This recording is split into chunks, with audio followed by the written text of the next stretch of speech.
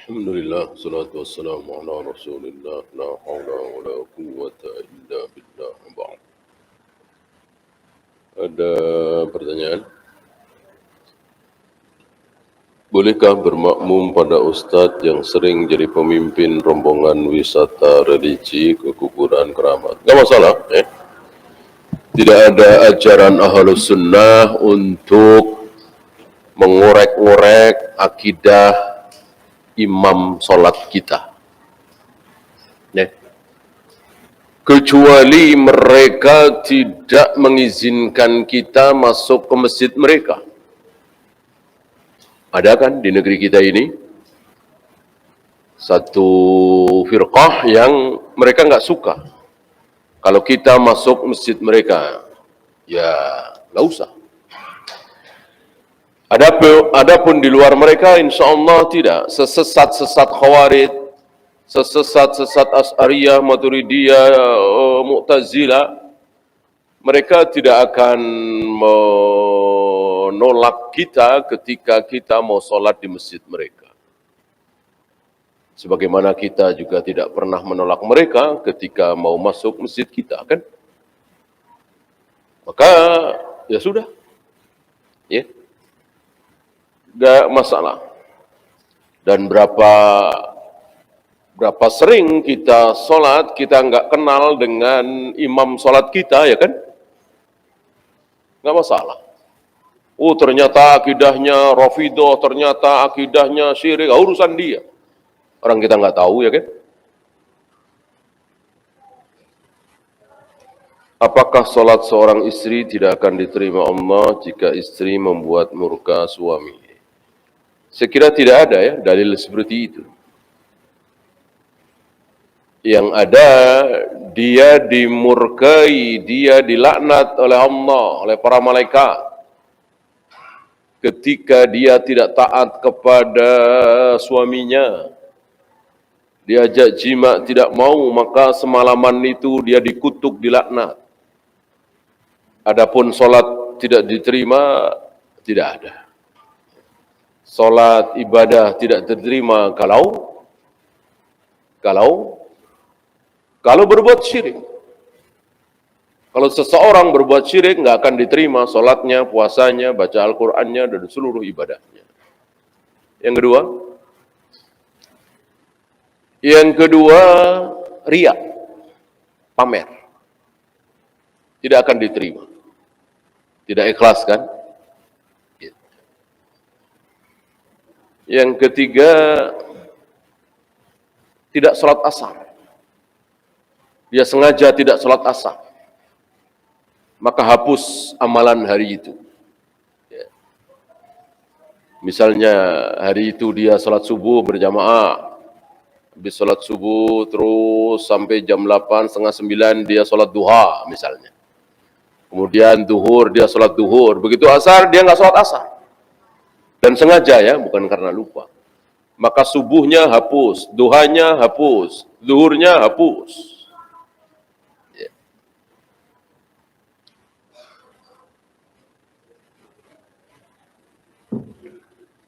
Adapun tidak taat kepada suami, membikin suami murka, tidak ada hubungannya dengan sholatnya. Bahwa dia dikutuk, dilaknat, iya. Apa hukum makan sambil berdiri? Yang dibahas minum, bukan makan. Ya. Artinya yang berpendapat bahwa minum sambil berdiri itu haram, apalagi makan, kan gitu. Cuman pembahasan tentang larangan minum sambil berdiri kan ada khilaf ya. Yang mengharamkan itu berdasarkan nas langsung dari Nabi, la yashrabanna ahadukum qa'iman. Janganlah salah seorang dari kalian minum sambil berdiri. Bahkan ada yang lebih tegas lagi, kalau sudah terlanjur minum sambil berdiri, maka muntahkan. Itu kan lebih dahsyat lagi. Ya. Tapi ada riwayat lain. Dan yang meriwayatkan adalah orang-orang yang jauh lebih faham dari kita semua. Bahkan lebih faham dari Syekh Albani, Syekh bin Baz, Imam Syafi'i. Kan Syekh Albani kan termasuk yang mengharamkan ya, minum sambil berdiri. Ternyata yang jauh lebih faham dari beliau-beliau dengan sengaja minum sambil berdiri di hadapan pasukan, ribuan pasukan. Siapa dia? Siapa dia? Yang barusan kita bahas. Ali bin Abi Thalib. Ya, ini ada di Bukhari kan? Ali bin Abi Thalib. Waktu itu beliau sedang duduk bersama para pasukan, lalu beliau minta diambilkan minum. Ketika minum itu tiba, beliau sengaja berdiri. Dan sambil berdiri beliau minum. Setelah minum beliau mengatakan, sengaja aku lakukan karena ada di antara kalian yang beranggapan tidak boleh minum sambil berdiri. Dan perbuatan Ali ini diketahui oleh Ibnu Mas'ud, Aisyah, Abu Hurairah, Ibnu Abbas, semuanya diam. Semuanya setuju. Gak ada yang protes. Kan gak ada sahabat itu istilahnya kayak kita. Sifat kita biasanya apa? Sifat jelek kita biasanya apa? Gedumel di belakang. Ya. Gitu ada orangnya nggak mau ngomong, di rapat nggak mau ngomong. Begitu di belakang gedumel, nggak benar itu sebetulnya tadi. Nah, itu kita. Sahabat nggak ada. Ngedumel di belakang tuh nggak ada sahabat. Ya. Jika ada sahabat yang yakin betul minum sambil berdiri itu haram, tentu akan teriak di situ. Akan menegur Ali bin Abi Thalib. Ya, setidaknya setelah itu dinasihati, kan beliau amir. Dia diam, nggak ada riwayat. Ya.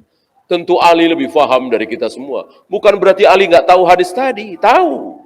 Tapi Ali lebih tahu dari kita bahwa hadis itu mansuh, dihapus oleh hadis-hadis lain yang membolehkan. Ya. Yang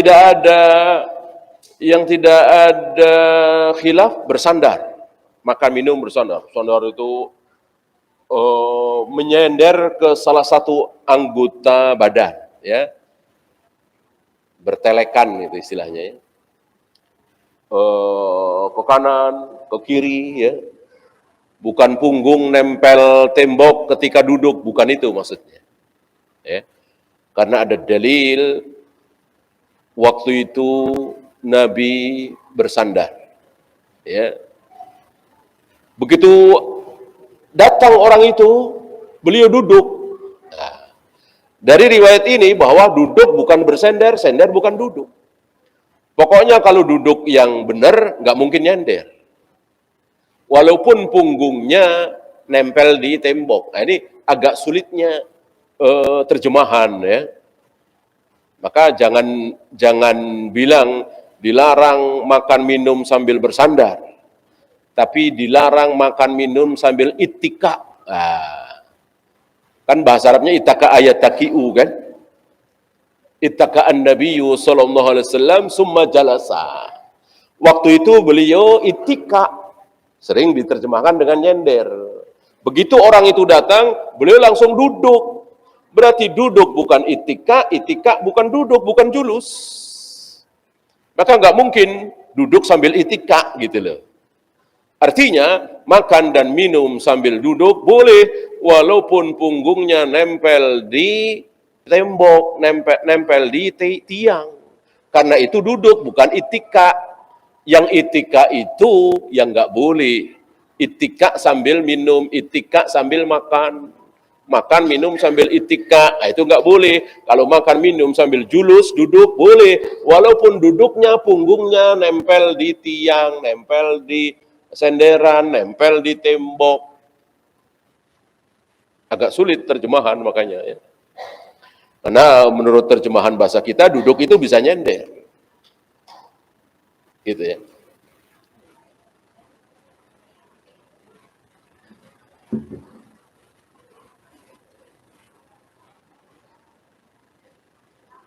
Benarkah sholat kusuf atau gerhana itu dengan 2 kali baca Al-Fatihah?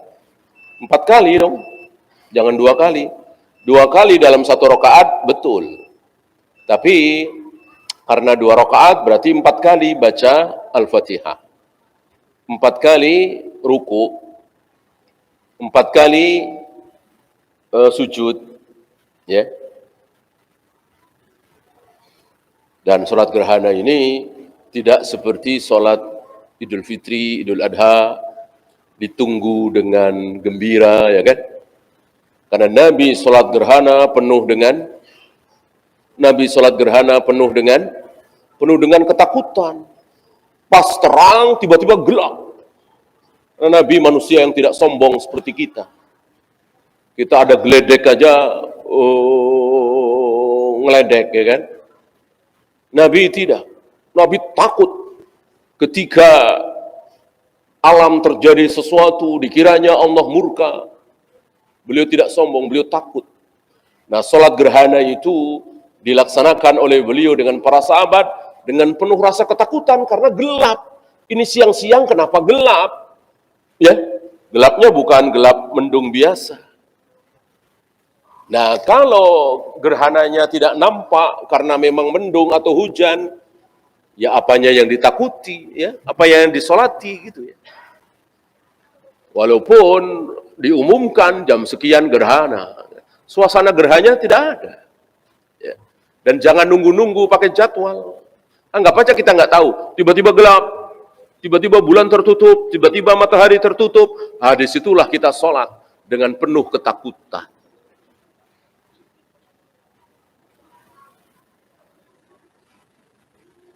Apakah orang-orang yang murtad di zaman Nabi boleh disebut sebagai mantan sahabat? Enggak ya, enggak ada istilah mantan sahabat. Pokoknya bukan sahabat gitu aja, ya. Orang kafir mereka.